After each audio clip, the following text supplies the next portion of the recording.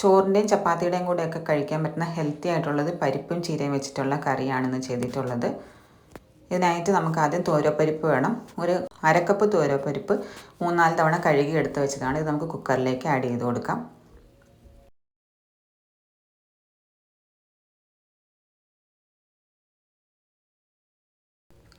നാലഞ്ചല്ലി വെളുത്തുള്ളി കീറിയത് ചേർത്ത് കൊടുക്കുന്നുണ്ട്. ഒരു ചെറിയ സവാള വേണം, അതും ചെറുതായിട്ട് അരിഞ്ഞത് ആഡ് ചെയ്ത് കൊടുക്കാം.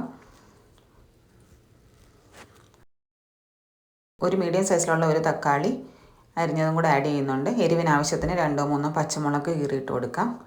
1/4 ടീസ്പൂൺ മഞ്ഞൾപ്പൊടി ചേർത്തിട്ടുണ്ട്.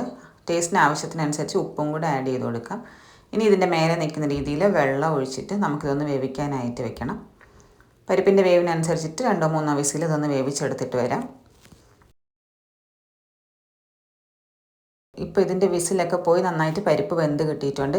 ഇനി ഇതിലേക്ക് നമുക്ക് അരിഞ്ഞു വെച്ചിരിക്കുന്ന പച്ചച്ചീര ചേർത്ത് കൊടുക്കാം. ഇത് ഞാനിപ്പോൾ ഒരു 3 പിടി പച്ചച്ചീര ആഡ് ചെയ്ത് കൊടുത്തിട്ടുണ്ട്. ഇനി നമുക്ക് ഗ്യാസ് മീഡിയം ഫ്ലെയിമിൽ വെച്ചിട്ട് നന്നായിട്ടൊന്ന് തിളപ്പിച്ചെടുക്കണം. ഈ ചീര ഒന്ന് വെന്ത് അതിൻ്റെ പച്ചമണം മാറി വരണം.